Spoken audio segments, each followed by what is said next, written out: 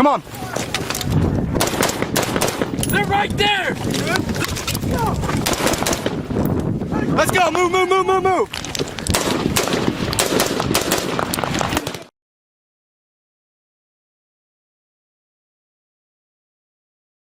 This episode of Choices Not Chances podcast is sponsored by Louisiana Gun Shop, located on Highway 90 West in Broussard, Louisiana, just south of Lafayette. For more information, stay tuned at the end of this episode. This is Choices Not Chances with Ryan and Matt. I'm your host, Ryan Rogers. Today, Matt's not going to be with us, but we're joined with a special guest, Adam Franco. And thanks for being here. Yeah, I appreciate it. So happy. It's a little drive from me to get down here, but it ended up working out because I got I had a trip lined up anyway. I was kind of waiting on the golf outing, and then COVID kind of jacked that up and kind of made that an issue. But I have a buddy that's down here at the Harley-Davidson Institute School that's down here. What is it? Motorcycle Mechanics Institute, something like that. And so he's through the first little portion, and then he goes to his electives where he's going to work on bikes, which is awesome because then I don't have to pay to get my bike work done. Man, so there you go, right there. And I know it's always about knowing people and having the right connection. That's right. So I'm down here, and he just stays, like, he's got his house up in North Carolina by us, right outside of Lejeune, but he's got an RV, and so he parked in an RV park and then little slip rental, and he stays in the RV, and so for 9 months he'll commute back and forth to go to school and back. So I think he got to a point, because he's always got like his buddies around up there, and he just got to a point where he's like I need to see some of my dudes. So he called us up, and I'm like, perfect, I need to come down there anyway. I'll make a thing of it, and I can stay with you and then just drive to get my thing, kind of save on money and have a good time at the same time. So we went out, and we actually came right down here about 30 minutes north of right here to fish last night, just on a whim. Thought we'll go to a public access, probably won't catch anything, but we'll check it out. And there was a frenzy going on. Spanish, blues, tarpon everywhere. It was insane. I've never seen nothing like it. So, but glad we got to get here. Glad I got to get here, and hopefully Matt on the next one. But just do some talking today. If you guys can see, we got a little dog over here named Floki. Yeah. Got a all right, yeah. So down here with Adam Franco at his residence, and you can see his me wall in the back, looking nice. Yep. I'm loving the custom-made little shadow box you got up there. That's dope. You say your dad made that? Yeah, my dad made. My dad has a ton of really cool wood stuff. My kids got a bunch of stuff in their room. It's like his retirement hobby. Yep. But he made me one like this. He made my brother one too. My brother was actually tank commander in 2004 in Iraq. He was in Fallujah and Najaf. Okay. So he's got a nice little I love me shadow box as well. Bring that mic about. Right there? Like when you lean back, just bring it with you if you want to lean back. Okay. I'm going to scoot my chair up and then I'll have to Perfect. Yeah, so but my dad does like awesome woodwork. He does this stuff. He does a bunch of little stuff for my kids. Like, so he's Him and Matt would get along famously. Matt got out.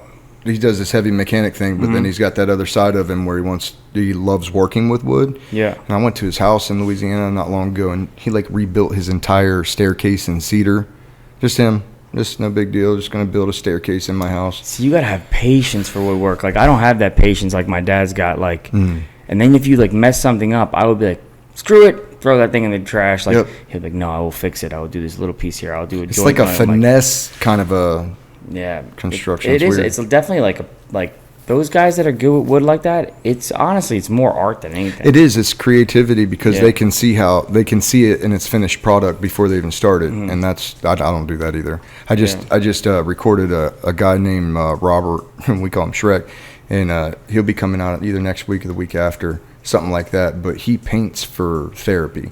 Yeah, and he like old President Bush. He was a firefighter for a long time. He did some cadaver recovery stuff, some water stuff, and deals with some shit, right? And it comes out in his art. He's got some beautiful art, and then he's got some beautiful art that's darker, right? And you watch that episode, you can learn why. I mean, he's a success story that started off in a travesty. Like, those firefighter paramedics, like we talk about military vets all the time, like stuff you've been through, stuff you've seen. But like the firefighter paramedics, those dudes that arrive on like I-95, those accidents, see as gruesome as stuff as we've seen with IED blasts. You know, like minimum. I mean, it's just.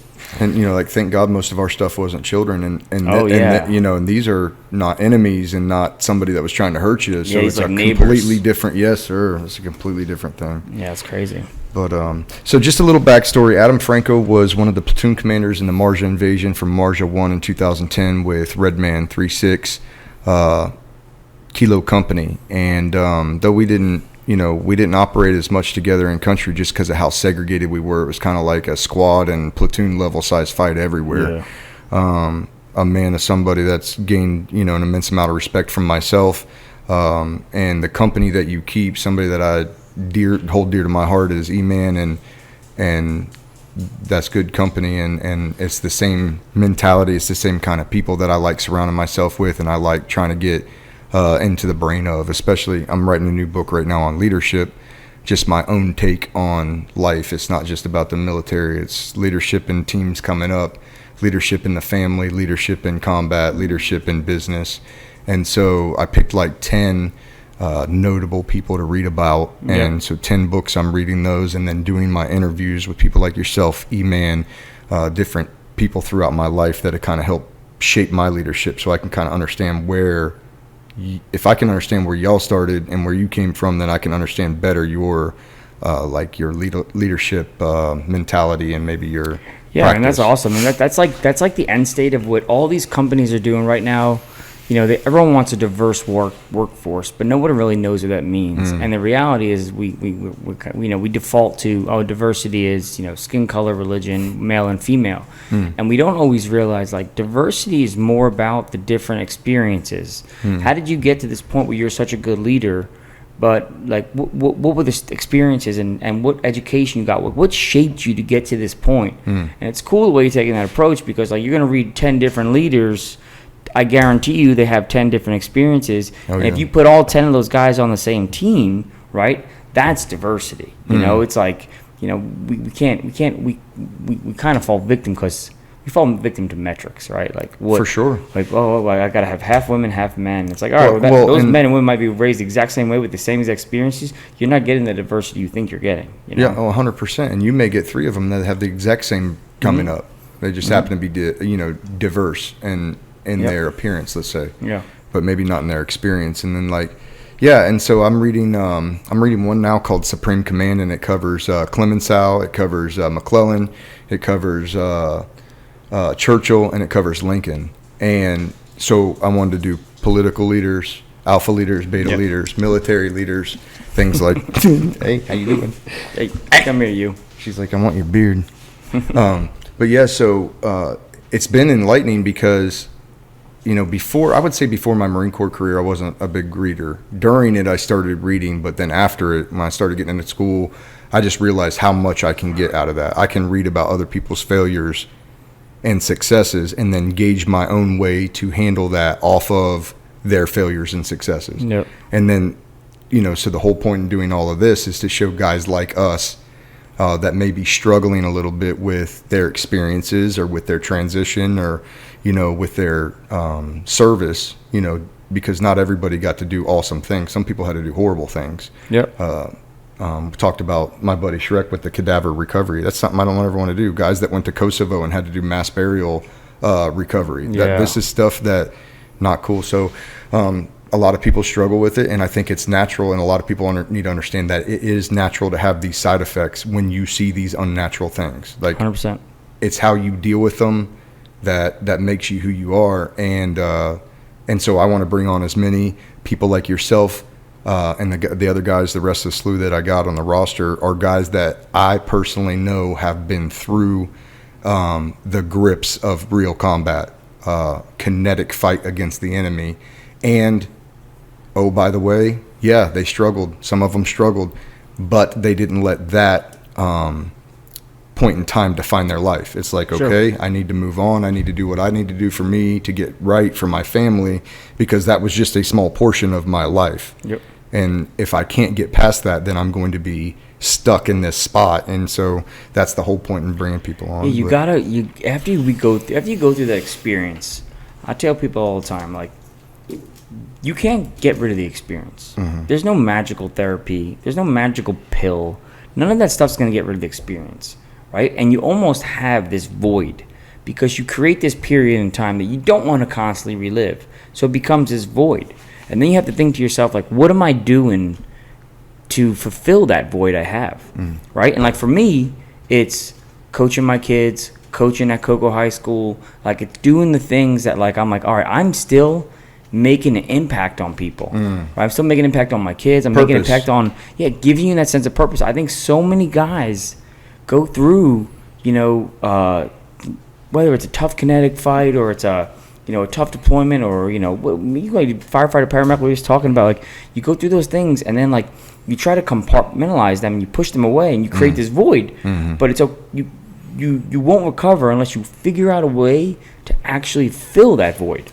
And I fill that void through sports. I fill that void through my family, my friends, and I fill that void through continuing to coach. Like Cocoa High School, it's like the lowest income area around here. Like I coach in the low income part of Brevard County. And, a lot of my players, I picked them up, dropped them off. Some of them live in a 4-wall cinder block house with a flat roof. And that's just the cards they were dealt. And some of them have a full family and some don't. Some of them don't know who their father is, some of them don't. Some of them know who their mother is, some don't.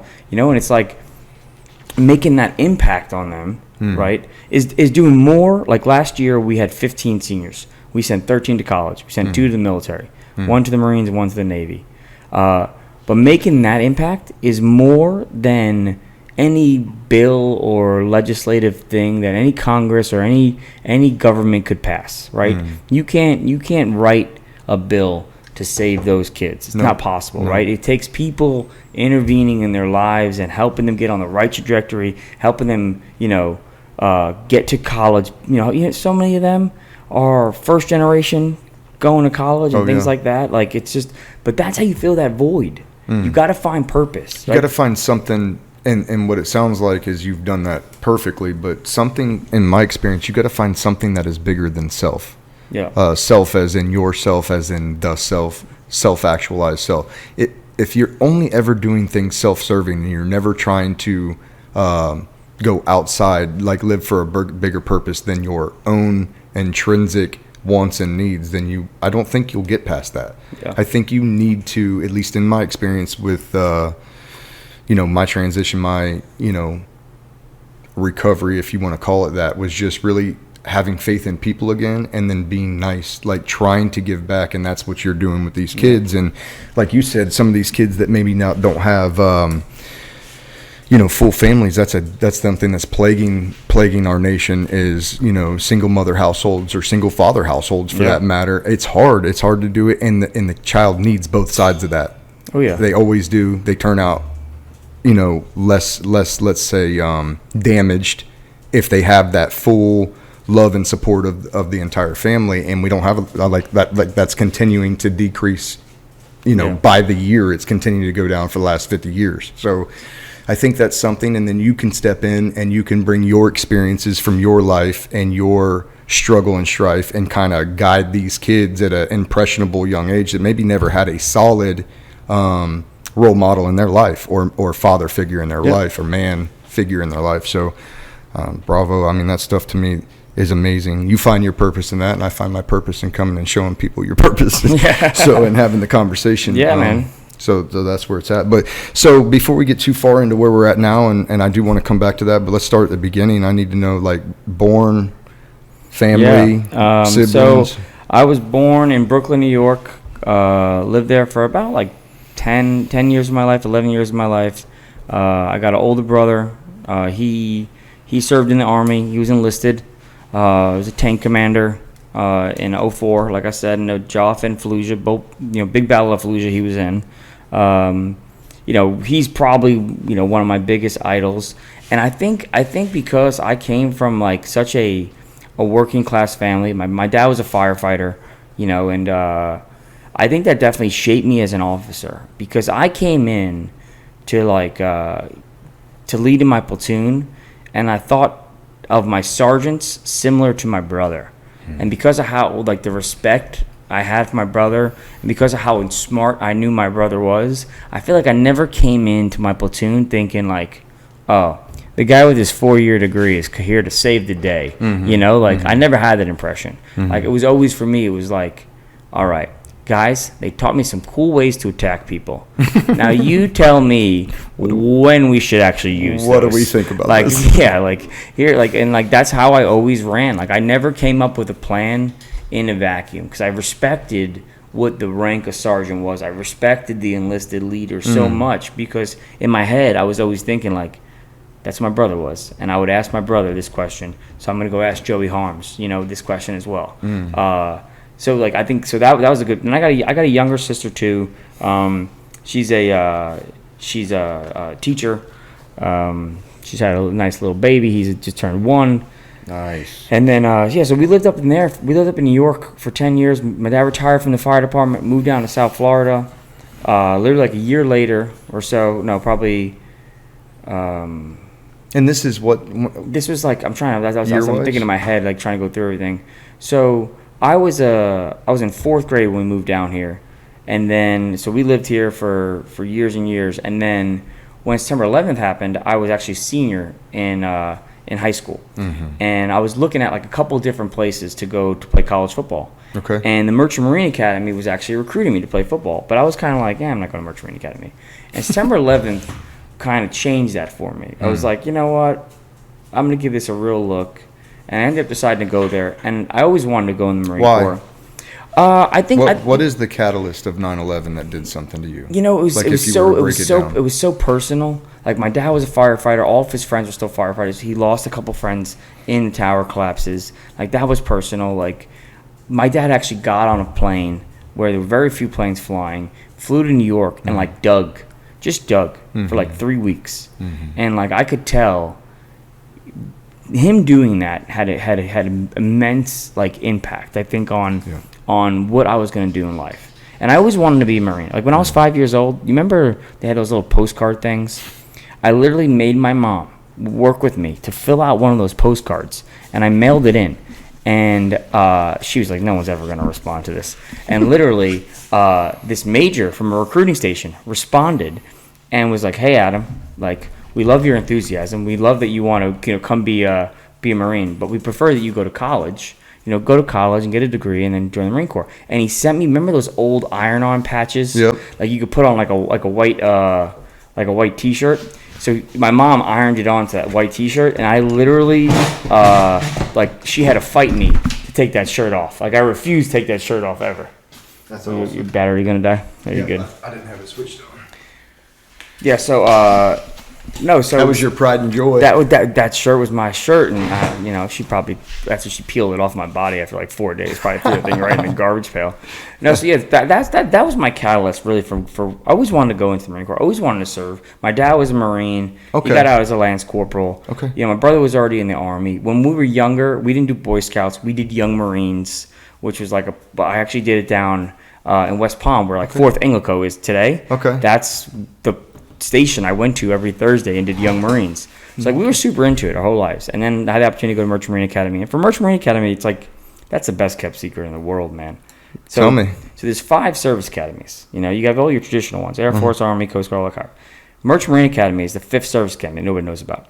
So from that academy, you got 2 choices. You can either go 5 years active duty in any branch of the service you want, or you do 8 years working in the maritime industry, but you got to do 8 years in the Navy Reserve, and you have to get your good retirement years for all those 8 years as well. So basically, it turns out it's like 2 weeks a year.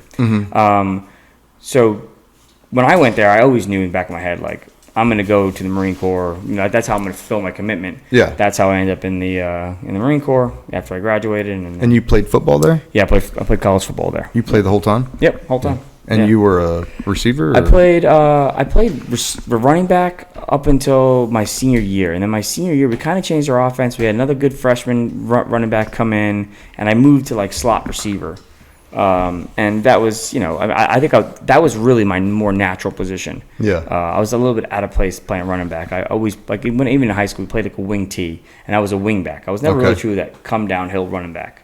But yeah, no. So that was college was great. Played college football and then went to the Marine Corps and end up at 3-6 with you. Yeah, that's wild.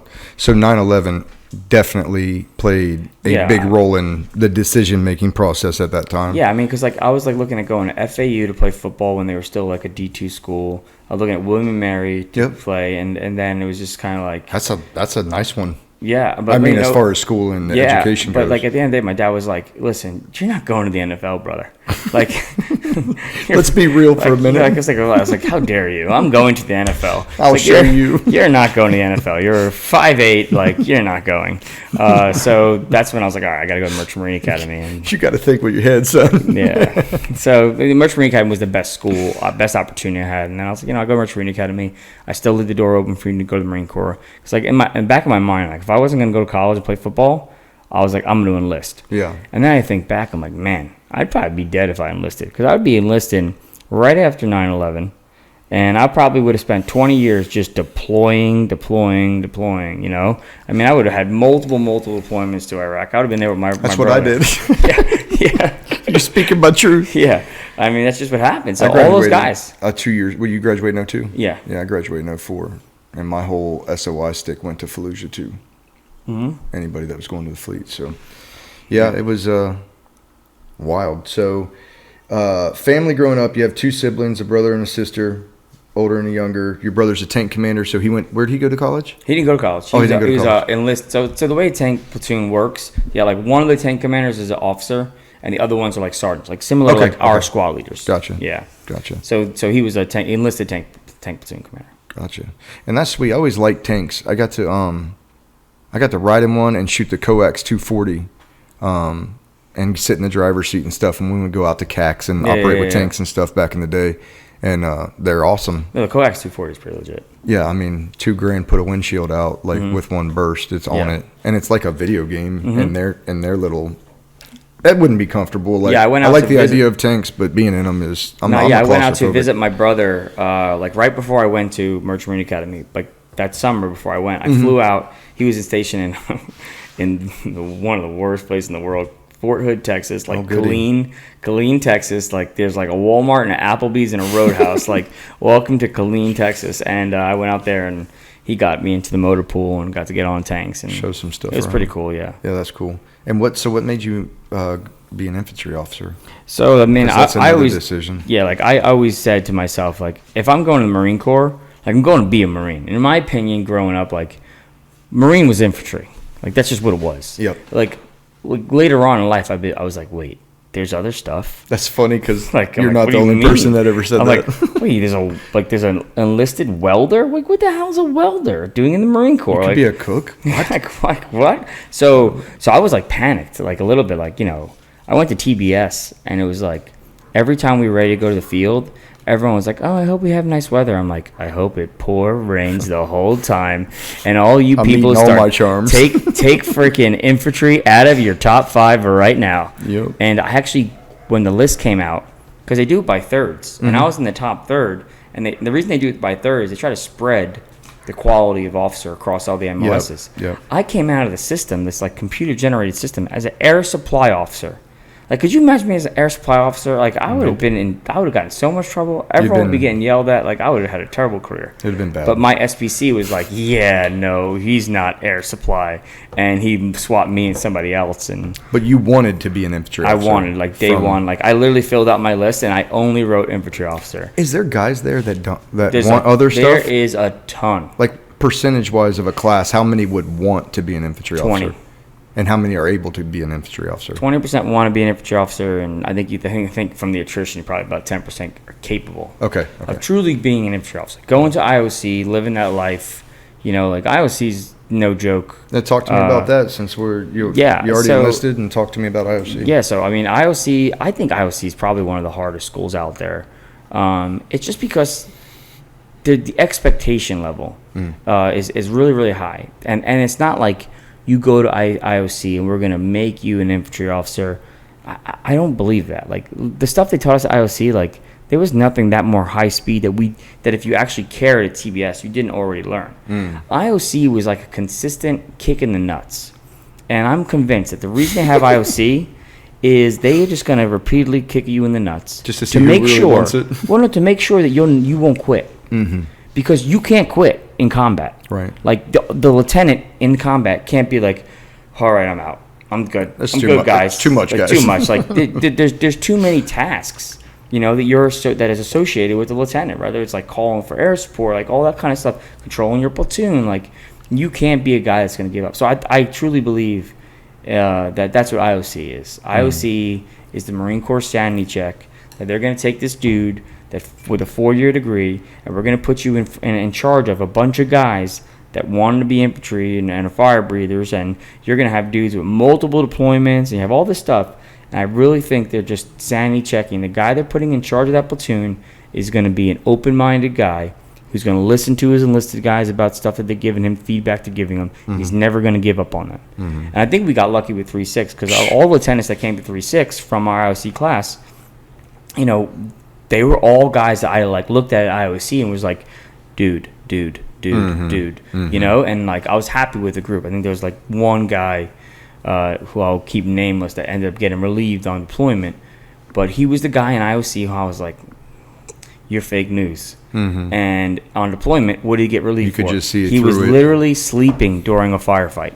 He had a squad in contact and he was sleeping, and like he wasn't up on the radio. Like I get it, like they're on patrol, like that you're sleeping. You have squad in contact, bro. Like get up. Yeah, when there's a tick, somebody should be waking the sir up. Yeah, exactly. For sure. Like literally, how many times have you been like if you have fire teams, right, and something happens, they're like, you better wake me up. Like it's a squad leader too. You got to know. It's like you wake me up. Yeah. I don't care what it is. Especially if it's a gunfight. Oh yeah. And you're not with them because you probably should be at your platoon's biggest friction point. And if that's one squad out of the wire, you probably should be with them. But I mean, there's other things that come into play, Watcho and the cycle, so it's not always possible. But yeah, sleeping's probably not. Yeah, I mean, we did like 3 or 4 patrols a day. We always did like we did at least 2, sometimes 3 day patrols. And we always did a night patrol. And I did 1 day patrol, and I always did the night patrol. Because the night patrol I wouldn't let back in the wire until the sun came up. So I always had a squad outside of the patrol base as the sun came up. Because we got attacked a bunch of times early on in the deployment, like the first month or so. As soon as the sun came up. Call a prayer and and it was bang, like, bang. boom, here we go. So I always wanted that maneuver. I never wanted to have us all in one building, all in one compound, and then be like, I gotta just call for help, or I gotta have a bunch of dudes try to run out a door like a turkey shoot, and become a maneuver element. So we always had that group out, and I was always with them, so I could always, be that maneuver element. Yeah, smart. Yeah, I think it's definitely the right move. Sometimes in combat you have timelines and rosters to fill out and things like that, and I'm kind of being facetious, but there are other things going on than just the combat. So sometimes you can't be out, but I think anybody worth their salt needs to try to stay at that. I mean, that, as my job as a squad leader there is to be at the squad's point of most friction, right? And that's, as a lieutenant, that's what you're to do with your platoon. Yeah. So, yeah, man, we did get lucky. I think we talked offline a little bit about that. It was the best command I've had, and for the worst deployment, so it ended up working out good. Yep. You don't want that weak command. I had a very weak command when I was in 3-2. All y'all out there, there's your shot. You're on notice. When you go from something that is as exceptional as what we had in Marjah as far as small unit leaders, even all the way up to the colonel. I mean, different strokes for different folks, and some people say they love their command, some people say they hate them, but there's not a lot of people that said they hated our command from 3-6. Matter of fact, I've never heard of a sour word, really. Dude, man, so, I mean people could say whatever they want to say about Colonel Christmas, like that guy got blown up more than anybody on a deployment. That jump, I forget that sergeant's name. Denny Durr. Was that Sergeant Durr? Sergeant Durr and Sergeant Bauer. Man, those dudes were in the shit like every single day because Colonel Christmas was like, I'm not gonna allow IEDs or the enemy to prevent me from knowing what's going on in my battle space and seeing the Marines and getting the ground truth, because that's what I respected about him. Yeah, I mean, much cowboy he didn't want stuff. Some report. He literally would walk into my patrol base and be like, where are they? What help do you need? And I'd be like, here's what I know. And then I'd be like, you, Sergeant, who lives in this patrol base, because I'm bouncing from 3 different patrol bases. I'd be like, come here. Tell the colonel where the bad guys are. Yeah. Or tell the colonel what our issues are. And, it'd be a broad spectrum of stuff, And for sure. I respected the guy that wouldn't lead from behind the freaking HESCO. Yeah, absolutely. Absolutely. And, I've seen some of that in my career too. Guys that didn't want to come out after a certain rank or after a certain billet, and it's like, and that's fine because like you got there, right? But there's always that little bit of animosity, like, now you're gonna crush me, and you don't even come outside the wire, kind of thing, right? I remember one funny story is we had Major Moore, I think it was Billy Moore, was our XO for the battalion, and Billy he was Ray phenomenal, Moore. Phenomenal dude.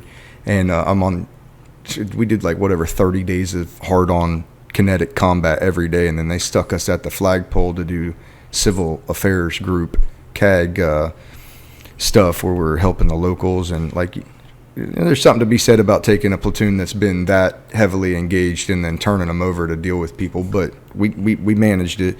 But one day I'm sitting down at the little serpentine area where we're trading out fertilizer, and the bats and hides was all down there, and Colonel Christmas comes down, but he's in boots and utes, he's got his pistol on, and no Kevlar, no kit, no flak, no nothing, and just goes riding a 10-speed out of the serpentine and down like 608. And I'm like, when I see him do it, it's not like I can be like, hey sir, no, I actually heard I'm so and so. No, I was just like, all right boys, hey, keep your eyes on the colonel, I got to get clearance real quick to go out, stand by, whatever. And Colonel Moore was right, or Major Moore, later Colonel Moore, Major Moore was right there, and he's like, Rogers, now I understand that he shouldn't be doing that, but you need to understand that if something happens to him, you're going down. So you might want to get him back inside the wire. Billy Ray Moore was the unofficial leader. So good battalions, and we had a good battalion, have a they call it like an LP. I think it was LPA, Lieutenant Protection Association or agency. It's basically like the Lieutenant Underground. And if you have a good battalion XO, he's the unofficial leader of that. So we want to have this big LPA event. Me and Amen structure the whole thing. We we have all these people coming, and we invite all the company commanders, and we invite Colonel Christmas, and we invite Major Moore. The only person that showed up outside of lieutenants was Major Moore. He walked in, he walked right to our keg, he filled the keg up, and then he went to the wall and he did a handstand, and he chugged his beer upside down. And then he landed his feet down. And he's like, "Come on, let's party!" And I was like, and he did that because, I think he knew how important it was. The lieutenants were close, and he knew that he wanted the lieutenants to have a guy that wasn't their company commander, that was higher than them, that they could walk into his office and be like, "Hey, sir, I got a question I got to ask you about." He created that bridge, and there was a lot of times where we all used that, and he was just a man. He really was. I remember what's funny is he didn't just do that. It makes sense that you say he would be that kind of guy and that he was that kind of guy, because that's the impression I got. Shit from the smoke pit. We'd be sitting out. Me and Joey Harms were sitting in the 82 smoke pit after we both got done showering. We were both in fights all day.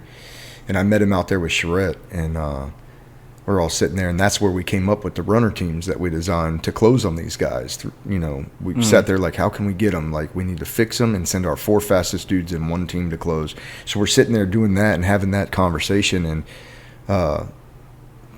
Moore just kind of morphs into the smoke pit and sits down and lights up a cigar or cigarette, whatever it was, and he's just kind of sitting there real quiet. We're like, "Oh, hey sir, how you doing?" He's, "No, y'all carry on. Sounds like you're figuring out how to kill the enemy." And so we just sat there and had our conversation. He smoked 2 or 3, little cigarettes or cigars, whatever they were, with us, and talked combat. And he talked to the Lance Corporal sitting there just the same way he talked to the sergeant, same way he talked to the captains. I mean, he was just that. I think of him almost as the sergeant major from We Were Soldiers. Only I know he was an officer, but he was almost that granddad character. Sure he was prior enlisted. If my memory serves me, he was prior enlisted. He had a couple pretty nasty deployments in Iraq. I think he was the company that took over that bottling facility, and then ended up being in some hellacious firefights, fighting back in, I want to say 04 Iraq. But he was the company commander there. But he was that guy, and it's so funny bringing up smoke pit. I've told so many people about the number of cigarettes that I faked smoked in Afghanistan was purely because get the word. You go get in a firefight, you'd come back, and Joey Wright is the one that taught me this, right? Was I did 2 things in combat to make sure my platoon, I could get a pulse on them, a real pulse. Sometimes as an officer, you don't get the real pulse. That's true. There's shit going on, and it's covered up, and you sometimes that's good, but sometimes you need to know what's going on. Most of the time, it's for your own good. Yeah. But like, hey, sir, in that place, we got this, sir. Stay away. Yeah. Like, just go over there. So, but I did two things. I cut everyone in my platoon. I cut hair. So I cut everyone's hair. So it gave me like 20 minutes every other week of me talking to my dude and being like, "Are you normal still?" Like, like, are you? Yeah, because it was a kinetic fight to where some people went Lord of the Flies, and some people did it really quick. Like, you have the warriors, right, and then you have the fighters. And a lot of times the fighters can check out fast, or they can lose their grip on reality faster. It seems like they're not there for the same reasons. Yeah, they're still killers. Don't get me wrong; they're going to go there and they're going to get the job done. But it's like an old epithet for every 100 warrior, men on the battlefield, one's a warrior, 10 or and that's true. I've seen it in every unit that I've been in any kinetic fight I've been in. There have been warriors, and then there have been great followers that you must have that. But most of those guys, they're looking to the warriors to make sure shit's okay. Yeah. And then when you get into a fight like that, sometimes the warrior's not okay, right? Yeah. That one is not okay, and then then that becomes contagious. And so that's something that as a leader you need to keep a rein on for sure. Yeah. And I talk about in my book a little bit the way that the outside command tends to treat people. And it's like parochial, right? Everybody has their own parochial. My company's the best, this, that, and the other thing. But I think when you get into combat, man, like just the way that, like, if you travel up to Hanson and be at the battalion level, like, you might have just came out of a five hour shitstorm firefight where you lost a guy, and none of them seemingly, and this could have been me at the time, and it could be a bit of whining too, right? Yeah. But it seemed like when I got outside of my company into the upper echelon around the battalion, they just didn't care. It's like, oh, who are you? Like, what do you need? Like, and it's like, I'm the reason you're safe up here in your little castle. Yeah. And I know it's built like that, but I think that a lot of times that can be devastating to some of the fighters, right? The warrior wants to be there. He's like, oh, whatever. You're going to say what you're going to say. Just put me back out there. Yeah. But some people start doing some thinking when they, like, we just went through shit for these people, and it starts that almost disestablishment or that disenfranchised feelings. And so I would say if you're out there and you still wear something shiny on your collar, take some notes from this episode for sure, because, this is real. And you lose control of your guys in country, especially in a kinetic fight, is bad times. So yeah. So what's the other thing? Smoking fake cigarettes and cutting hair. I'll tell you what, man. Smoking those cigarettes, and it was always, there was two things. It was so weird, Gunny McCarver, man. So if you got in a firefight and you were coming back to the fob, when you got back to the fob, he would give you a Gatorade. Yeah. Right? I don't know why. I fucking hated him for that. He kept everything on lock and key. He kept everything on lock and key so long that it lost its color. It lost its color. I remember getting in an argument with him on the radio. Yeah. I was like, man, this Gatorade tastes like plastic, and people were like bitching back and forth, and you look at the flavor and it started off as red, but it's just clear. Then like someone in your, I'm pretty sure it was your platoon, someone was like, we'll take the flavorless Gatorade over here, and I'm like, that's not the point. The point is he's got pallets of fucking Gatorade, and like you had to get in a firefight to get one. That is the point. That's how that's how we got people to go on night patrols. So I didn't give no one could have a rip it. The only way to have a rip it is if you were on night post or night patrol. So then, all of a sudden, the degenerates, everyone's like, nah, I'm going to go on the night patrol. I want the rip it. I'm like, Jesus Christ, guys. You bribing them with caffeine? Yeah. No, the worst day ever about caffeine, we literally had just came back from like 3 days in a patrol base, 3 weeks out in a patrol base. Yeah. So we had one position on, Route 608? Yep. We had one position on 608, and we had 2 down in Treknawa, and we were basically bouncing between the 3. Mm-hmm. And we came back from that, and we got back. It was mail. We had mail finally, and I was like, "Oh, we got mail." And Gunny's like, "You guys want the mail now?" And I go, like, I could feel like 35 eyeballs like staring at me, like, make the right choice here, sir. So like we get the mail, and I remember I opened up my wife would send me a box on the 1st of every month. Yep. And I remember I opened up my box and I immediately closed it because it was like 8 monsters. Just 2 4-packs of monsters and like some like candy and crap. Ooh. And I opened it and I closed it.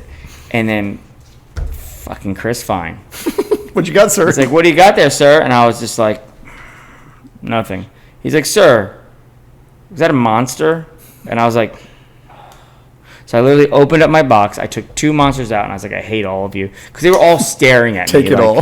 I just threw my monsters out on the floor, and they all, like, it was kind of cool. It was like our version of having a beer together in the middle of a deployment. It was like literally drinking a monster, Everybody get a sugar high together real quick. Yeah. We'll celebrate. But that's it. But like, for the people that are still in, or even just leaders in general, you have to find whatever it is, the moment or the thing that allows you to break down the barriers of rank and hierarchy to just talk. So for me, it was like barber sitting in the smoke pit, fake smoking cigarettes, just to talk, just to hear what guys had to say. And then sometimes I'd hear stuff and I'd be like, wait, what did you see on patrol? Oh, I was like, oh yeah, every time we go past his house, this guy's doing. I'm like, oh my God, why are you not telling anybody this? So we literally would get back from patrol, we'd go right to the smoke pit, and we'd debrief, and that's where we'd hold our debrief. Yep. And what it was is those guys didn't feel like, ugh, I just debrief, like, oh, come on, all right, bye, we're done. Nobody else saw anything. Okay, I'm trying great. to chill. I'm trying to be informal. Now we're in that smoke pit, just bullshitting for 20 minutes, and the debrief was more. So you always got to find, even in corporate America, right? You got to find your thing that helps you be able to relate to the rest of your team and get good info. Like, whether it's going to happy hour or whatever, it doesn't matter. You need to also let your team write your fit rep. That's one of the things in the Marine Corps I learned was, something I took with me. One of the few little nuggets of truth out of my first leadership element, once I hit the fleet, was let them write the fit rep. As long as I do right by my squad, I'm doing right. As long as they're happy and doing their mission, then I'm clearly doing something right. Because when they're pissed, or when I'm losing them, or when they're not doing the mission, or when they're bucking me or whatever, I'm clearly, as a leader, I'm doing something wrong. Yep. There's something that I didn't connect with on that 1 or 2 individuals.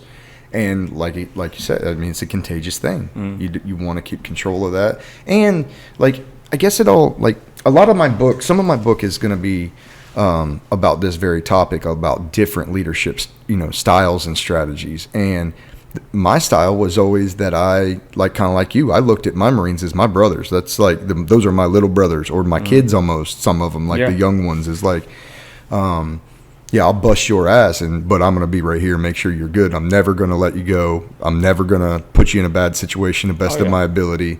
And only I get to beat up my little brother. Right. It's like you don't get, no one at school is allowed to beat up my little brother. Only I could beat up my little brother. And that's right. Like that mentality. Here's the problem with that mentality.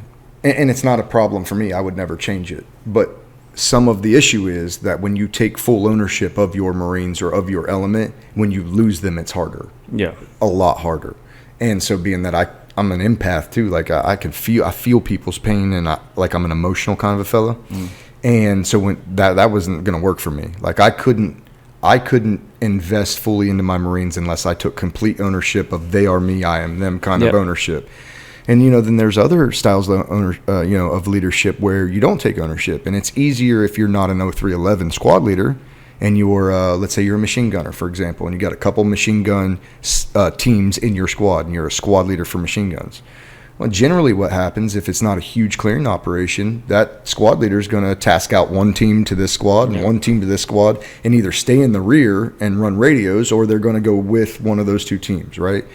And so I think when you have that kind of dynamic set up, it's easier for you to not take full ownership of them, because really it'd be like your cousin instead of your brother. Your cousin's going with that, that group instead. And it's not like you don't care about them, but it's just a little bit different. Yeah, and good companies try to assign the same guys to the same platoon every time. So it's almost like I know our machine gunners, our mortarmen, that we had attached to us, were the same guys every time. Mm-hmm. And they were more aligned with being members of 3rd Platoon than they were being aligned with being members of Weapons Platoon. And that's what you want. Yeah. That's what you want for sure. One of my buddies, I'll leave him unnamed for now, but he's a machine gun. He was a machine gun squad leader. And early in his career, he took some devastating blows to very close friends of him, let's say. Mm-hmm. And I, as a friend and as a bystander, I could see the leadership mentality change over, because he was never going to let that happen again. Yeah. And so then it became a gear thing. Only more than a gear thing, right? These are my gear. These are my guys. I'm there. And I'm going to be with them in every fight that I'm with them in. but sometimes they're not going to be with me, and so I need to be able to check that off and trust the people that I'm giving them to. Yeah. That kind of thing. And I think because of that transition, 5 years, 6 years, 7 years later after his bad one, and then we go into Marjah, it became a different thing. It became something that he can compartmentalize better, I think. And so there's pros and cons of these things, right? I think a big pro is that when something catastrophic happens, you're able to maybe manage it a little bit better. A little bit. Yeah. And maybe not. Maybe he's just good at that. The specific couple of people I'm talking about that take that style. But there's definitely different strokes for different folks. But there is a pretty standard form that works that we all kind of adopt in the Marine Corps. The Marine Corps makes you start leading so early before you're even a leader, which so I like that. But in corporate America, you want to hear something so crazy? So, we'll have an engineering manager. Corporate America that has 40 direct reports. 30 what? 40 direct reports. Oh, okay. I'm like, how do you have 40 direct reports? You ain't mentoring shit. You're not mentoring any of these people. I'm like, the Marine Corps has the greatest rule in the world. You can't be in charge of more than about 5 people. Right? So, even when you're a platoon commander, right, you're really in charge of 3. You're responsible for, 40. But you have 3 tools. You got 3 guys that you're really in charge of. If you want to count your staff sergeant as your 4th, okay. Right? You have 4 guys that you're truly leading in charge of. You're a squad leader. You got 3 team leaders. You're a team leader. You got 3 Marines, right? So we're constantly developing as you grow in the organization, you're constantly being developed. In corporate America, people will be 42 years old before they're ever in charge of somebody. It's wild. And it's because they're not structured like that. And I push back all the time, even today. I'm like, guys, an engineering manager can't have 40 people. What that means is nobody on our team is actually getting developed right now. Right. He's supposed to be doing, the end of year assessments. Those are all pencil whips, guys. I'm like, yeah, you know why everyone got exactly a 3% raise? Because he had no time to dive into it and look into hey, this guy actually deserves a 3.5% raise, and you deserve a 1% raise. And I'm going to take your percentage, and I'm actually going to put it over here because I know these guys so well. Well, and if they would do that, because that would be incentive-based pay. Yeah. And corporate America doesn't do that on a large-scale incentive-based pay. No, a lot of their incentives are for the top 5 people of the company, and they get it at the end of the year as a big, huge bonus. But it's if you did talent-based job assigning within your organization, and then combined incentive-based systems in place to say, okay, well, if you just do enough to get by, well, then you're just going to get this much money. But if you are constantly on top of it, developing your team, moving forward, being creative, going above and beyond, well, then you're going to get a different. Yeah. And when you do that, the cream rises to the top, and those other people flake off. So it's so crazy. I think the number one reason, it's the reason I got out of the Marine Corps. The number one reason the guys get out of the Marine Corps is that there is no fast track, especially in the officer world. The officer world, geez, Christ, we don't promote a single soul out of the below zone. I think they just started trying to promote people out of the below zone a couple of years ago in the Marine Corps. But let's face it, if you're an officer in the Marine Corps and you don't get a DUI, you're going to be a lieutenant colonel. And you're going to get promoted at the exact same pace of everybody based upon your rank at TBS. So it's what is the incentive to get the best and the brightest? Nothing. They don't really do a true screen of you unless you're going to a certain billet, certain school, right? Or you're getting selected for battalion command. But everybody gets company command. Everybody goes back to the fleet and becomes a battalion XO if you're still in. And then it's finally all right, now that you're all lieutenant colonels, I'm going to see who's actually good. Let's have a command screening. And there's no fast track. You look at a guy like E-Man. Should have been. Geez, you should have already been a battalion commander. Yeah. It's what do you but there's no path for that. So I think what happens is you get these heavy hitters, these dudes, and they get frustrated with it. And that's what I was. I was just 100%. Frustrated with it. I was like, what am I doing? I'm getting promoted along with Joe Schmo, captain. I'm like, you're terrible. You should never lead again. And we're both going to pick up major. You're actually going to pick up major the month before me because your pay entry base date. What? Because you went to Texas A&M ROTC? What? So I think that's one of the big things, like where in the Marine Corps at least that's tough. But also, like, I try not to let that bleed over to corporate America. It's in corporate America for sure. It is, but it isn't. Like if you have a good team, like I got a good team in corporate America that I work with really good people. If you're a really good person, we're gonna figure out how to get you promoted. We're gonna figure out how to get you paid correctly. Yep. Like we're gonna push for that. And it's funny because then like teams that run like that run off performance, have the best retention. Yeah. Well, yeah. Yeah. Because those guys know, like, if I put my work in, I'm getting promoted, I'm going to get paid. And if I don't put my work in, guess what? You're going to get put on, we call it a PIP. It's basically like, like strike one. Strike one. Yeah, exactly. Yeah. Nip lock you? Yeah. Pip but no, lock. but that's the part of the Marine Corps I think that's hurting right now where retention is. There's no path. Well, I think retention is an issue, and I think it may become a bit more of an issue if they don't figure out what they're doing. I like what they're doing. I was just talking to Gunnery Sergeant James Finney. He was on a couple episodes ago, and very red-end guy, very good Marine, poster child damn near, and just got selected on the gunners list. So he's going to be undertaking that whole schooling and everything that's involved. But he is part of the Infantry Battalion Experience. IBX, I guess they're calling it, or experiment, not experience, experiment, where they're transitioning to platoon leaders are now gunnies, squad leaders are now staff sergeants, team leaders are now sergeants, and it's like, I love the idea of that, don't get me wrong. If you promote people. Yeah, how do you retain them? So he said, which I agree with, that his idea was then you have retention bonuses, but they're paid at gunny for the infantry, and then you have these guys that were going to stay anyway. You give them a little extra bread, they're going to do your op 4 training, and they're going to go back and they're going to be a platoon leader again.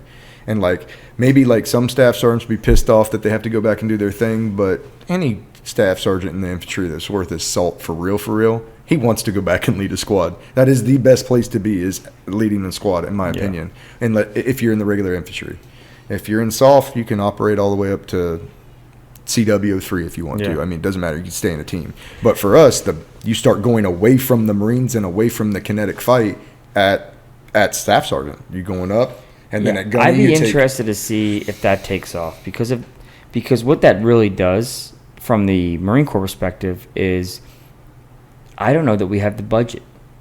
I truly don't. I mean, it's do we have? But like it's like do we have the budget to make every squad leader a staff sergeant, and I think that like the idea is good, because then if you take you take somebody like a Joey Harms at gunny and he's still a platoon leader and he's still operating, or you take him at staff sergeant and he's still running a squad. I mean, you're talking about deadly freaking squads, and then you just got nothing but a bunch of corporals that are just straight pipe hitters, man, and all they got to do is hit them. Here's the question: what do you do with the PFCs, privates, and lance corporals while that's happening? They're still on the team. I mean, it's still on the fire team. See, like, I mean, I know they're still there, but you're going to have, I don't know.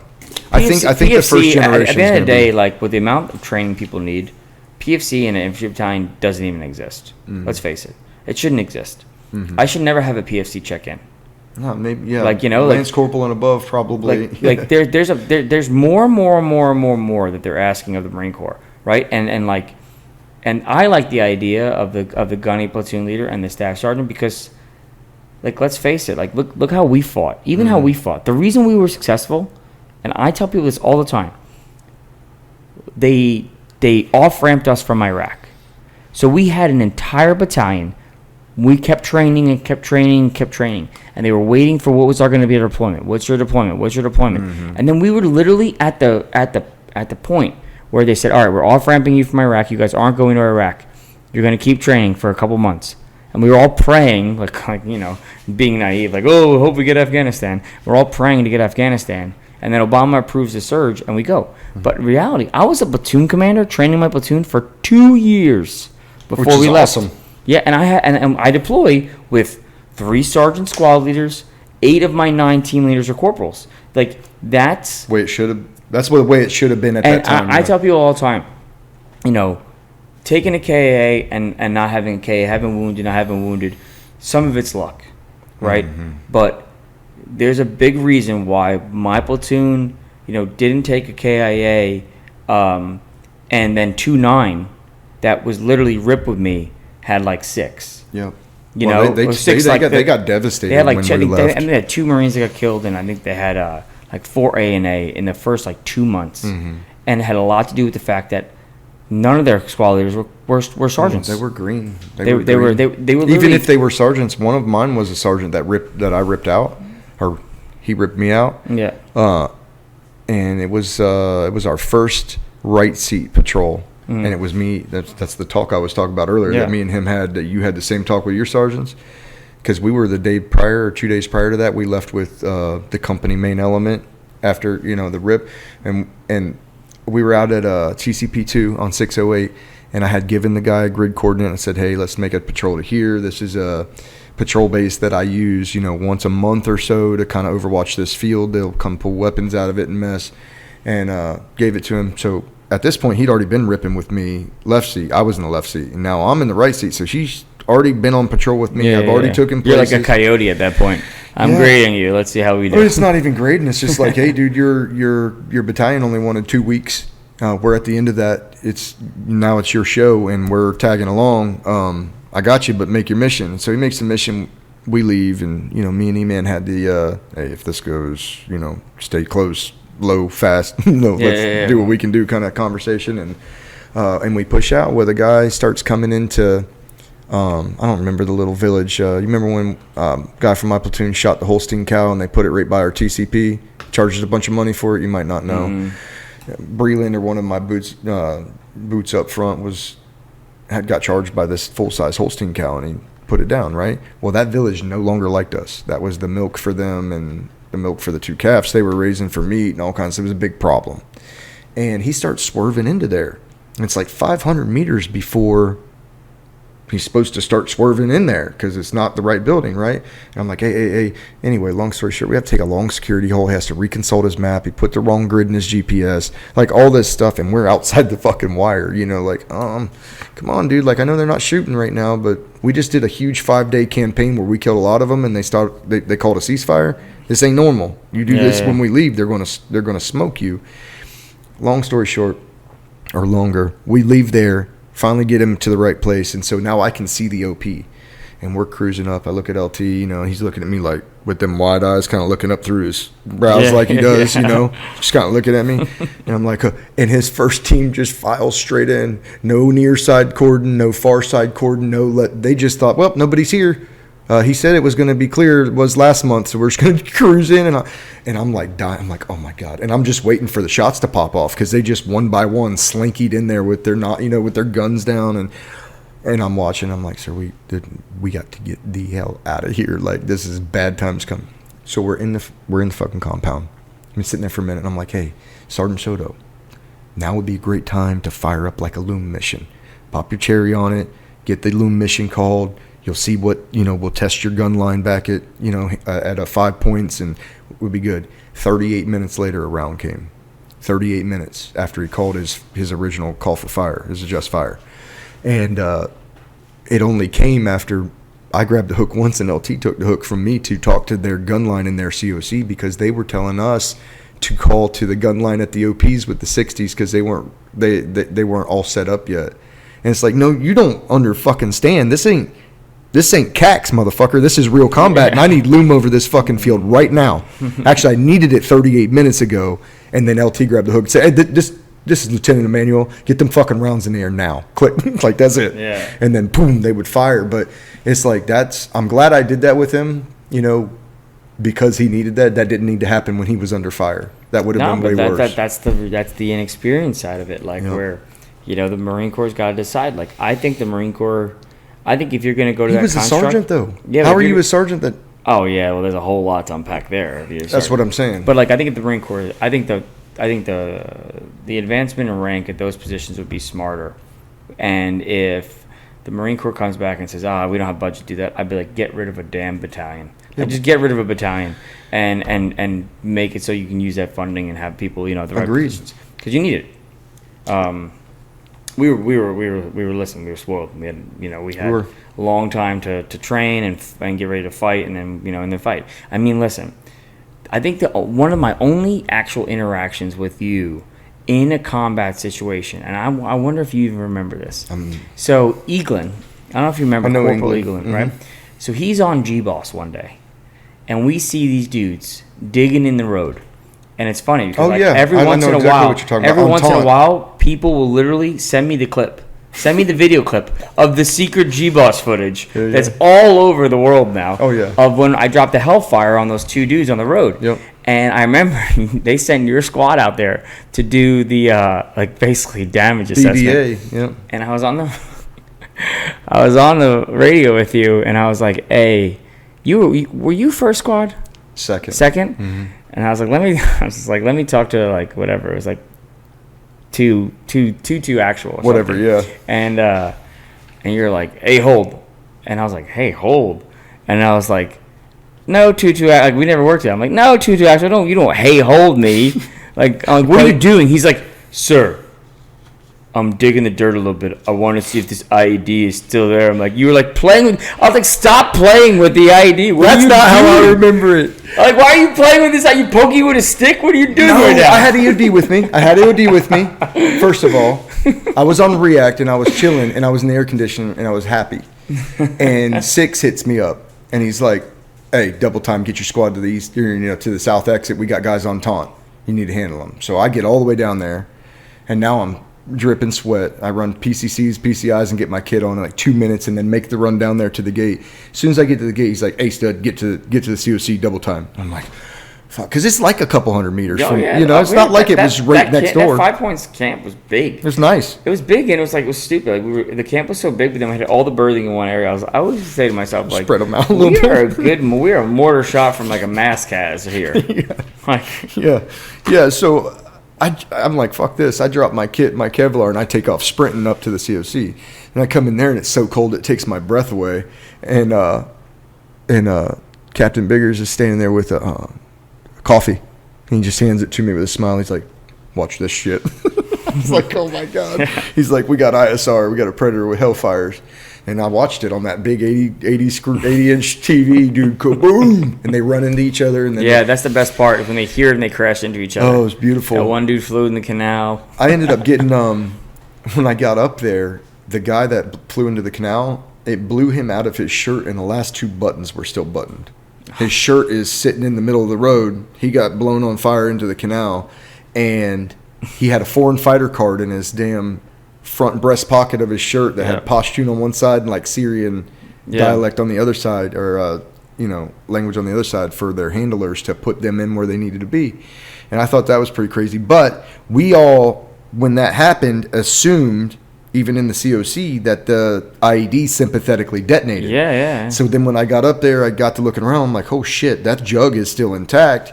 And then somebody, I'm not saying it was you, but somebody at COC said, hey, are you sure it's intact? Because that was a Hellfire. And I'm like, I don't know. I can go up and dig around a little bit and make sure it's not just a piece of the jug. I don't want to throw Biggers under the bus. But then you came on and like, hey, no, what the E-Man's going to kill me if he knows that I'm... Please stop poking the bomb with a stick. That'd be great. Yeah, and then I had the 2 Staff Sergeant EOD guys, Staff Sergeant Butterfield and Stenard, were with me.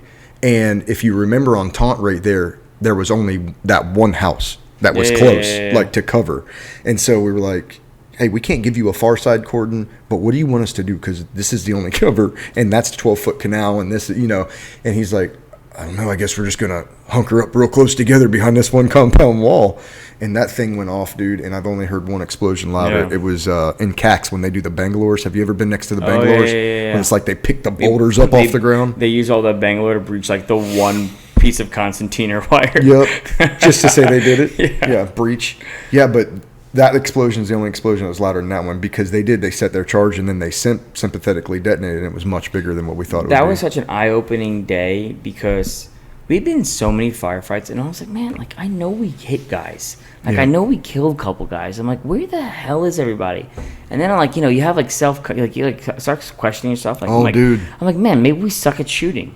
Like, maybe we just suck. Maybe we think we're hitting stuff and we just miss everything.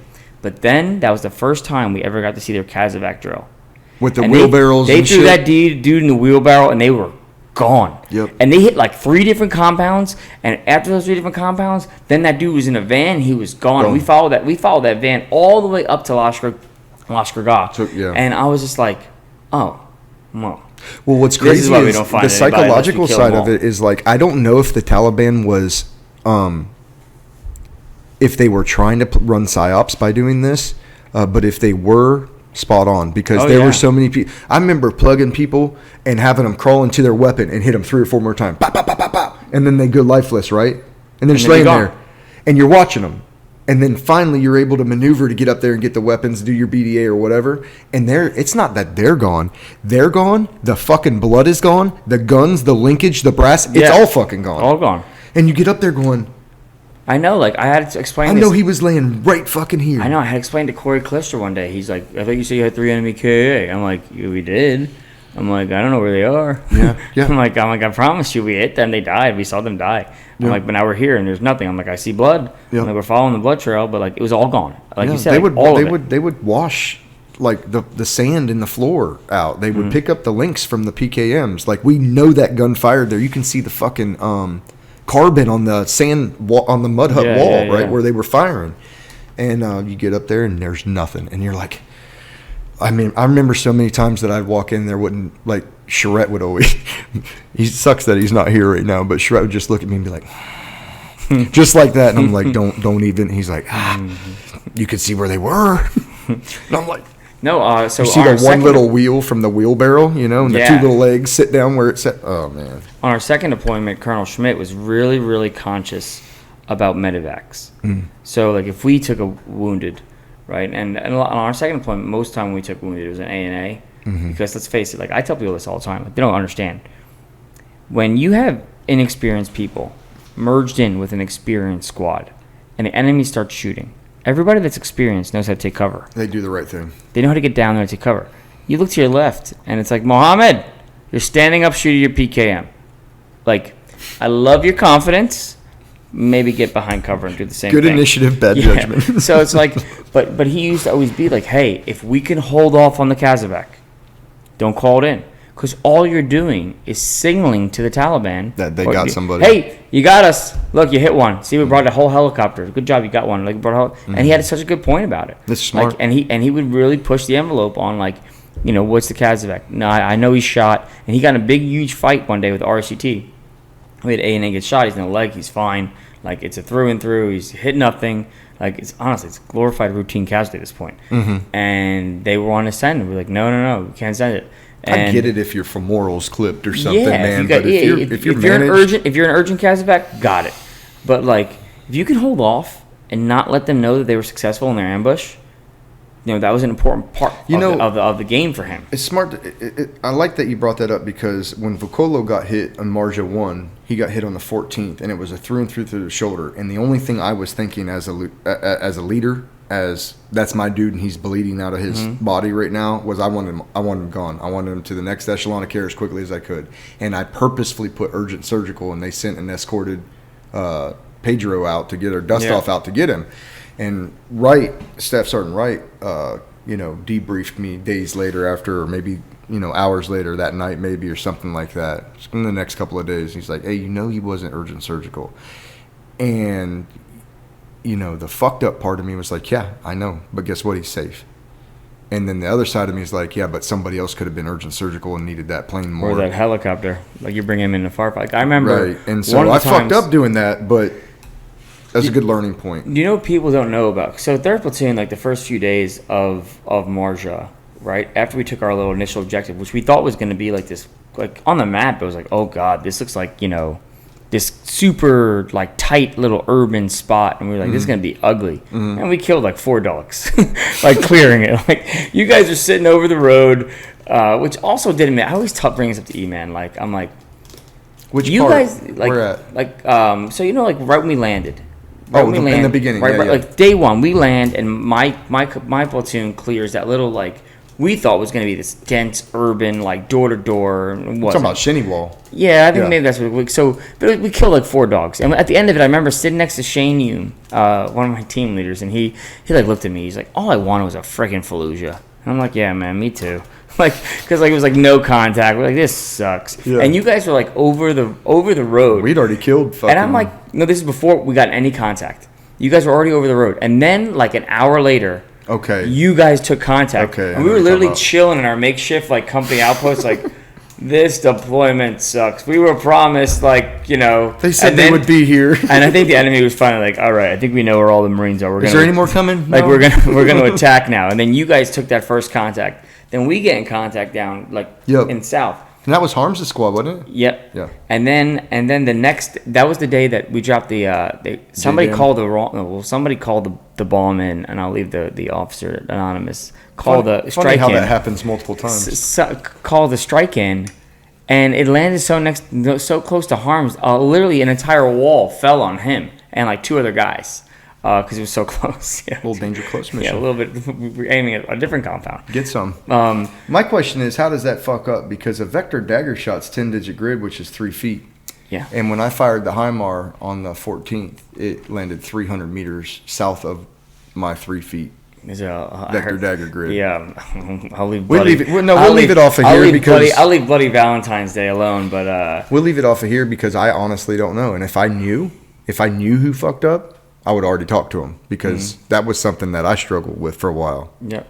You know. I know exactly how that went down. I'll tell you when we get off the air here. Yeah.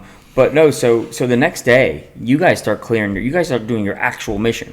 Yeah, we had to move up through Shinny Wall. Go through all that first thing, night, all the way across, and then you guys start heading towards that bridge, and like you got into that nasty fight going to get to the bridge. Mm-hmm. So we're just all by ourselves. At one point in time, what were you doing when we were doing that? We were supposed to just hold this position, but we couldn't. You were at the company command? We weren't. The company command was above us. Like, when we were in those compounds just below, like, the first row of green, like, if you look at a map, it's a triangle. We're that first row of green compounds. So, we're supposed to be there, but we can't because we're getting attacked. Mm-hmm. We have to push towards them because we're just taking shots at this point. Mm-hmm. So, we start clearing.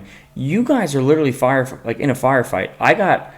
We got our own 60s shooting for us. And then all of a sudden on the radio, I hear the company commander got shot in the head. And I'm like... That was next to me, bro. That was the Afghan commander. Nobody told us in 3rd Platoon that it was the Afghan commander. That's bad. So I literally think in my head... Bigger's just like, damn. I'm like... And then like, here I am like a stupid, like, young officer, like... This is what they talked about at TBS. Company commander's dead. Commander's intent. Follow the commander's intent. So we fought for 3 days, Ryan, and I thought Captain Biggers was medevaced. 3 days. You didn't call and ask, like, hey, is this for real? No, literally, because you guys were fighting on the way to bridge. So like, I didn't talk to them. Then finally, they were like, 3 actual standby for 6. And so who's 6 now? So I'm thinking Corey Callistra is gonna come over the radio, and it was Biggers, and I was like, didn't you get shot in the face and get medevac? And he's like, no. He's like, that's Afghan. All set. Commander. And I was like, we thought you were dead this whole time. We mourned you, sir. Yeah, we literally mourned you. We've been fighting for 3 days by ourselves. Clearing our own. Like, I would be like, hey, I would call Durbin, who is old Rain Man, crazy Durbin, man. He's a wild card. Durbin inserted with me. Dude, Durbin is one of the weirdest guys in the world, but I love that motherfucker. He's cut from a different cloth, for sure, but he's a good dude. I remember he told me over the radio, like, halfway into the first day, because Durbin was supposed to clear 60s. He told me, he said, hey, I don't got time for this. Clear your own shit.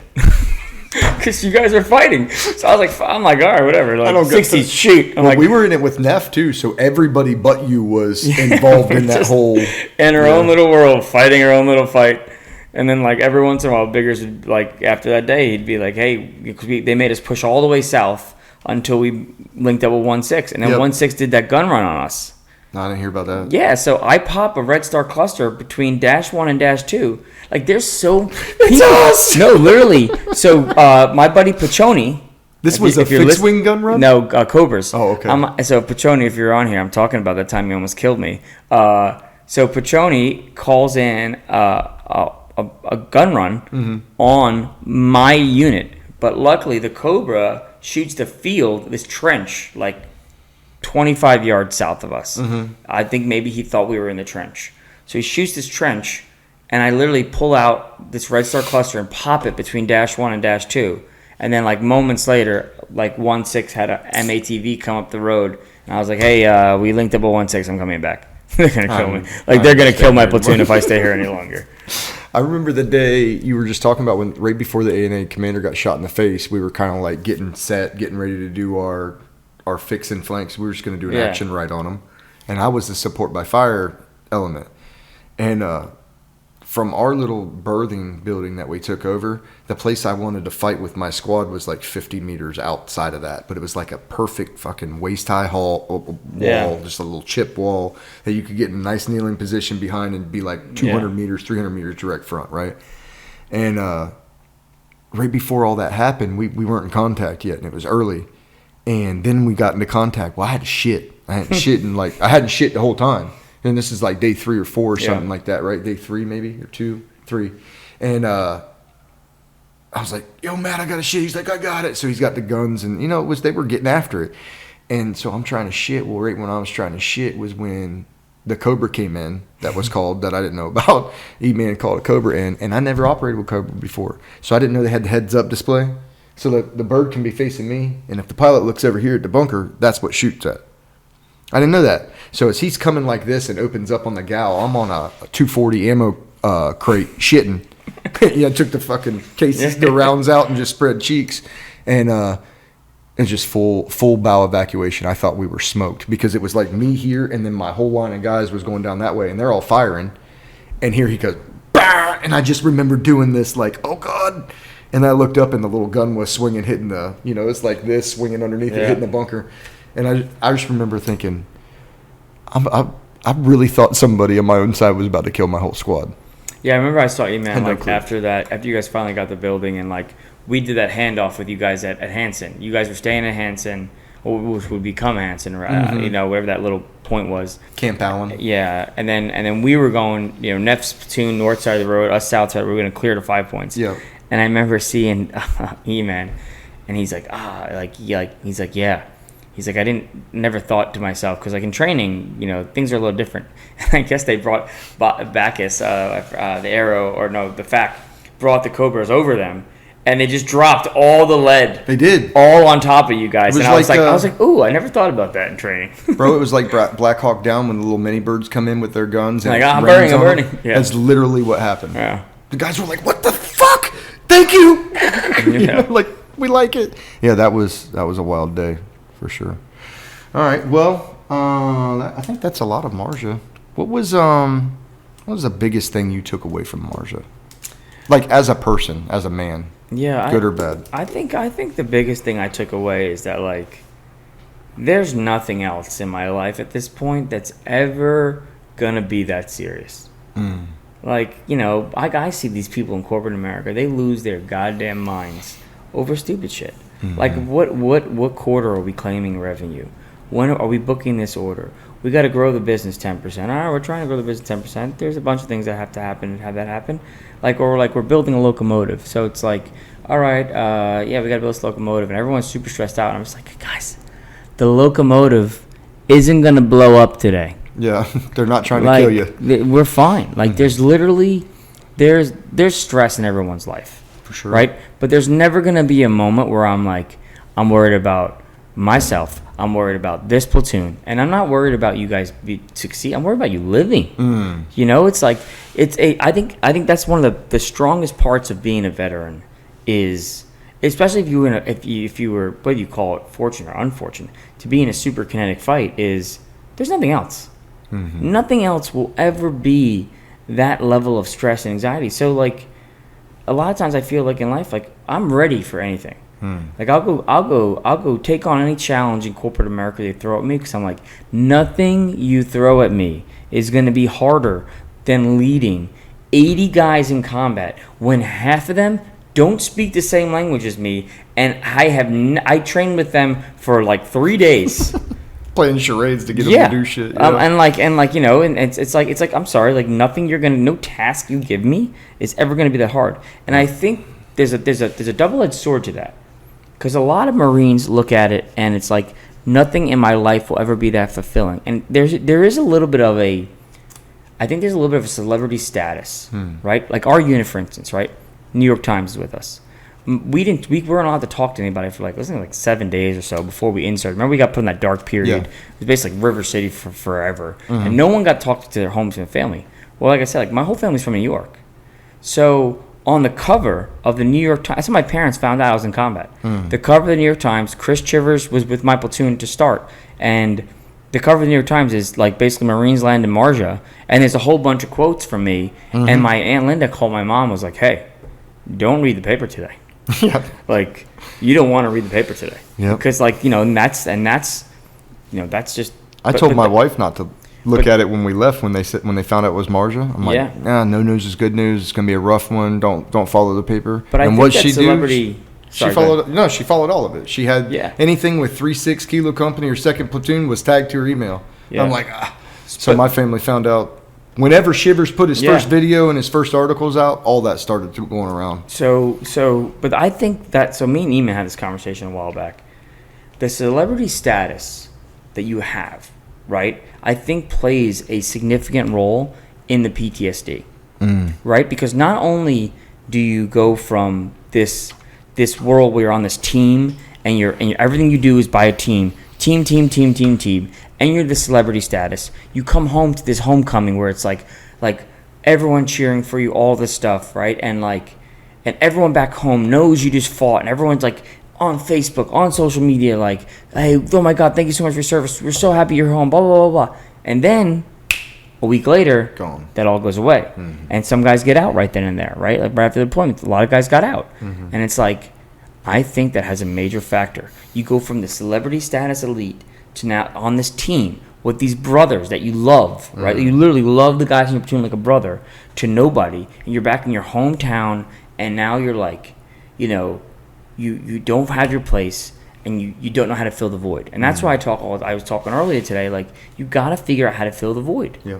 I mean, I'll be fully transparent. Like, I went to a therapist. I did it for 2 years. Like, I'm still in therapy. Like, but I got once to a point, week. Yeah, I mean, I got to a point in my therapy where I was just like, you've taken me as far as you can. Like, Adam, like, it's time for me to kind of find an alternate method of therapy. I still need therapy, right? But I found this alternate method of therapy where, I do like what I do at the high school. I help those kids. But then, like, me and my brother, before I came back from Afghanistan, the first time my brother talked to nobody about Iraq. And then when I came back, he was like, I think he felt like as I started sharing, he started sharing. I think it helped us both. For sure. But I think between the two of us, even to this day, there's times where me and him have to pick the phone up and call each other. And I think, you have to find a way to fill that void. Yeah. And you got to find a way to find those people to connect. And I hope, hopefully your podcast becomes a way for certain people to fill that void, man. I'm hoping that if we get enough of us out there, if it does nothing other than to say, hey, look, all these 26 guys I just did, all these interviews I just did for my first season, every one of them been in combat. Some of them have Bronze Stars, some of them have more than that, some of them have less than that. All of them have Vs, and all of them in one way, shape, or form were adversely affected by the things of combat that they had to do. None of them let it define the rest of their life. Yep. None of them are beating the hell out of their wife right now. And none of them are not taking care of business as far as their finances, their kids, their and a lot of times life is what will beat you down. And then sometimes people look for that. Maybe sometimes people just look for a reason to feel this way. And a lot of that's what you talked about. The celebrity's gone, the brotherhood's gone. You used to be this king dog in this organization, and now you're back at home struggling to find a job or go to college. And that's heavy. That's not. I would argue to say that there's a whole lot more to PTSD than that. Sure. But there's absolutely part of it. It's absolutely part of it. Oh yeah, I mean, I think it affects everybody differently. Like the people need to stop thinking PTSD is Saving Private Ryan, where like you're shaking and you can't function. Like, no, there's a whole lot of functioning PTSD out there, and it doesn't just affect. I think for a lot of people, it subconsciously affects the way they do things. For sure. The way they interact with people, the way they react to things. Like like there's some switches that if you don't get help, there's some switches you don't know how to turn off yourself, right? Or you don't know how to at least put the dimmer on. And I think that's a. Hopefully, the more guys talk, and I think this is what really hurt the people from Vietnam. Vietnam was such an ugly ending, and we came very close to being very similar to that. We did. And I think there's going to be, we're not even close to the repercussions of it. Yeah, we did have a bad ending like that. Maybe not as bad, but it was not good. But the difference between us and Vietnam is in Vietnam they pointed at the service members, and they were the baby killers, and that's the one path it didn't go for our generation and the wars we fought. You know, but I really do think that like those guys didn't have this opportunity. People didn't want to talk about what they went through. Well, Vietnam guys didn't have a VA. I mean, their generation led the way for the VA to be what it is today for our generation to get help. And so they didn't have all of that. But they did have a disgruntled, disenfranchised company or country waiting for them at home to spit on them and call them the names and call them the things. And are you asking me, would that be harder, or would that have aided in the severity of my internal belief system about myself or what I did? 100%. 100%. Because now you got yellow ribbons and people hugging you and telling you thank you. And that's kind of like we talk about on the podcast. We talk about awards a lot. Awards are, you know, kind of necessary and smart because you're taking things that are unnatural that few human beings have done or even willing to do, and you're telling them, yep, thank you. Just like that. Here's a star. Yeah. Here's a V. Here's a this. No, here's that's a why that. I was always like, I remember people were being like, on our second deployment, you weren't there for the return to Marjah. Right. But 19 was attached to us. There's like a company, Alpha 19, and they got in a firefight and they put in a bunch of guys for awards, and the 3-6 legacy guys were like, oh, you don't get a NAM with a V for that. And I I was on the awards board, me and Sergeant Major Lanham. And I told Sergeant Major Lanham going into it, I was like, I don't know what your opinion is, but I have a very strict opinion about awards. And my award opinion is participation trophies. I'm like, I'm that person. I don't give a fuck what you think, like about somebody else's write-up in their firefight.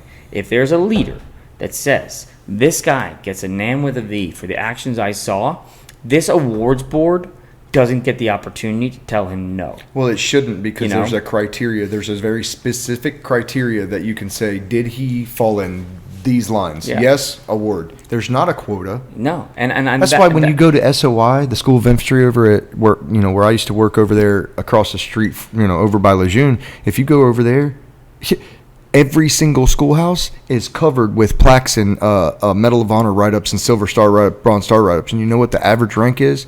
Motherfucking PFC. Yeah. And that makes a whole lot more sense than it does if all of them were first sergeants. Yeah, look at the award disparity now, right? Oh yeah. I mean, like if you go look at 3-6 on the first deployment, and you pull every bronze V, and see who the bronze Vs are awarded to, and you pull every NAM V, and you see who the NAM Vs are awarded to, there is it's directly proportionate to rank. And it's like, I know that now. I just don't understand why that is now. I don't understand why as a company first sergeant, let's say, and none of this really matters, but I don't understand why you wouldn't want to say, yeah, I had 4 or 5 or 20 bronze stars come out of my element. Yeah, I mean, as long as somebody said, yes, they did that stuff, and that stuff falls within that criteria, that's it. That should be all there is. It's so funny. Like, we have so many award write-ups from the first deployment. I mean, the actual write-up for this award, this covers, like, so many dates. It's like, it's so many dates. And you think about, like, just what, like, the guys in our platoons did in the first, like, 3 days. Everyone. Like, multiple times. Like, rates some level of award. And we literally lumped it all together for this one award at the end of a deployment. And over 6 different months of things that were done. I sent my award write-up to my dad's cousin Michael when I was coming back. He's got a Bronze Star from Vietnam, Bronze Star from Vietnam, and he actually stepped on a landmine or something. Okay. He got wounded and he kept fighting and saved a guy, and a cool write-up. And I sent it to him, and he's like, Adam, there's 6-7 awards here. I'm like, no, that's not the way it works anymore. Like, which I guess we lost our mindset there. Maybe some of it is parochialism, but some of it too is the people who are the keepers of that right now don't want to dilute it or delineate it down and kind of take away from the award. But all you're doing when you have awards that should fit that criteria is you're just shitting on that person. Yeah. So you can meet your quota or whatever. And arguably, these are the most brave people that the really country has to offer. There's that really good World War II book. Oh, everyone reads it. Is it Sledge? Oh, yeah, E.B. Sledge with the old breed. Yeah, and it's like, that guy, you read that book, and then you're like, wait, he didn't get into metal? I know. You're like, what? How many pill cans did he single-handedly firebomb and grenade? So, that's why I tell people all the time, like, never talk trash, never question the award when it's submitted by the leader, right? Be confident the leader has done his due diligence. And this award board is to make, I told them all. And Sergeant Major Lanham, awesome. I mean, stud. I met him right before I left to go to SOI and instruct, and he struck me as a... He hands down, Sergeant Major Lanham and Master Gunnery Sergeant O'Brien, I don't know if you met them, they single-handedly saved the senior NCO rank for me as an officer.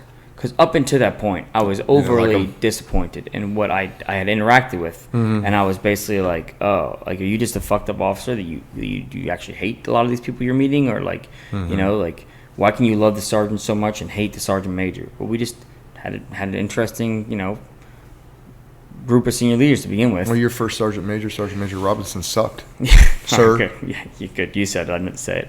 I mean, it's true. It's true. And Sergeant Major Lanham was a dude. Like, he was a great guy, and he How had the old mentality. was that man? He looked like he was born with dinosaurs to me when I met him. And people were like, "Nah, man, he's just a regular guy." I'm like, "What happened to him?" Like, he looked like he had a really hard life. Guy probably went into the Marine Corps in 2002 and is on his 14th deployment. Like, hurting, Yeah. just always hurting. But no, I think biggest. I think to sum it, back to your original question, as we just continue to be two Marines catching up bullshit. But no, I think that's the biggest thing, is that, like, I always look for vets to hire, like, at WABTEC, and the reason I do is because I know that nothing I'm going to ask them to do is going to be harder than anything they've already done. And if they're here today and they have they have that good record, I know that they're going to succeed in my business. Yeah, and we'll close it out. We've already been going an hour and 36 minutes, and I love it.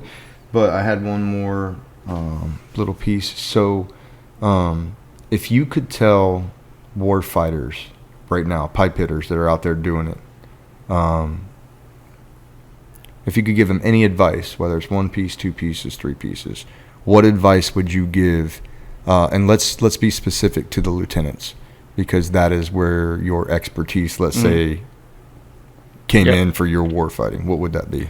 So my biggest piece of advice that I would give the lieutenants is, your sergeants know the tactical shit.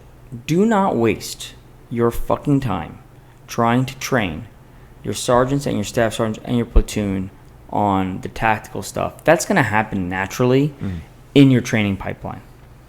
Teach them about all the shit that they don't know about. Teach them about finance. You have a 4-year degree. You got to take accounting. You got to take certain classes, right? Be the mentor, because not every Marine is made equally. Not every Marine is coming from a family where their mom and dad taught them about taxes, right? Taught them about how to go to school, right? And every single one of your Marines should have a plan. Like, there's tuition assistance out there. There's those things. Your primary COA cannot be, I'm doing 20 years in the Marine Corps. That's a COA. Right? Maybe it's their primary COA, but what's your alternate? What's your other plan? When this falls apart because you get shot on your first pump, then what? Like, the number of Marines that weren't investing in the thrift savings plan, I think it was called at the time. It was like, wait, what do you mean you're not investing in the thrift savings plan? It was like, oh, I do my own stuff. I'm like, no, idiot. I'm like, this extra $27 you have in your account this month that you're going to go buy beer with, that should be in your thrift savings plan. Like, there's so much of that we take for granted. And that's actually how you are a leader. You take care of the Marines. Are your plans up to date? What are your actual goals? What schools do you want to go to? Like, both in the Marine Corps and out. Like, okay, yeah, oh, by the way, this is how you do a ambush, an L-shaped ambush. Like, who gives a shit? Right, you're going to cover all that stuff in training. Go be the true lieutenant and get with the staff sergeant, right, or gunny, whatever rank the platoon sergeant ends up being, right? Get with him and be like, hey, I'm coming in with knowledge. You have to support me and be my credibility to what I'm telling them, right? Because I'm not going to be the 22-year-old lieutenant who's like, hey, make sure you're investing in the thrift savings plan. No, I'm the 22-year-old lieutenant like, hey, Here's a chart. If you vest now, here's how much money you're going to have at 20 years. And then I want to hear the staff sergeant be like, yeah, so I need everybody to make sure, I want you to take a screenshot to show me that you've signed up for the thrift saving plan you have until Friday. Sometimes you need a strategy with your platoon sergeant. Like, how are we going to grow these boys? Because let's face it, an 18-year-old, young man, like you got more boy characteristics for sure than man characteristics. So how are we going to take our platoon and make them warriors and make them men in our workup? And that's if I'm a lieutenant, if I'm looking at a brand new lieutenant's going to the fleet, I'm going to be like, don't think they don't know how to do tactics. They've been living this shit for their whole life. Yeah. We all played, the native intellects there. We all played manhunt and everything else. Like, the tactics come pretty naturally. Teach them everything else. Teach them about finance. Teach them about taxes. Teach them about college. Explain to them how to get into schools. Explain to them their option. Talk about trade schools. Talk about all these options. Because some guys are like, fuck, I came in military because I didn't know what else to do. And I was a football player. I was super athletic, so I'm like, yeah. So I enlisted in the military, and I'm like, here I am. I'm 6'3". I forget the name of the guy, Seth Newsom. Okay. He was one of the machine gunners in 3-6. He played for LSU. He came out, walked on to LSU, played for LSU. Now he's coaching. I interact with him every once in a while about him coaching. But he might be a guy you bring on your podcast. He's got a great story. But those are the guys you got to help. Yeah. Not everyone's coming in the Marine Corps to go be sergeant major in the Marine Corps. Right. But right. yeah, that would be my biggest piece of advice for those guys. That's a good one. I one more thing in closing thought. I think that the Marine Corps is trying to do better at all of that.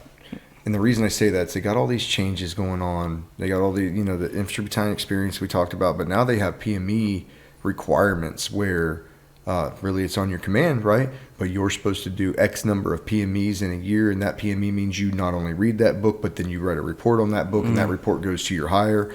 And he was talking about, it's one thing to submit your stuff to your officer, and your officer just checks the box. And he said it's another thing when that officer then takes it, reviews it, pin whips it, shows you where your academics were off, where your punctuation was off, gives it back to you, and you really understand the information, and he's helped to give you, and that is the kind of PME that we need. That's the kind of reading we need. How we do that and implement that into the regular infantry enlisted side, it's a good task for somebody, and I'm glad they're doing it. We're far behind. Think about this. In 2010, we sent the first ever sergeants to infantry squad leaders course. Didn't exist. Infantry, well, it existed. It was just different. They call it TSOC now. Because and it wasn't a requirement.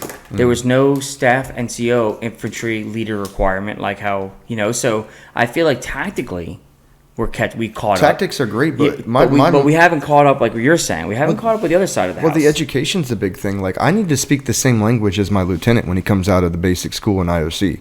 I need to speak that language. I don't. Yeah. And so now they've started sending, like, let's say your senior squad leader from your company. He's going to go up to IOC. He's going to run through it and get the lingo and bring that back, and then let that kind of be disseminated through the ranks. I think that'll be good. I think the experience, the infantry battalion experience is great, but I think that does it, man. We've been going. It's been awesome. Got to come down to South Florida and do some fishing, see some old friends, get some recordings, and I appreciate you doing it. Appreciate you having me at your house.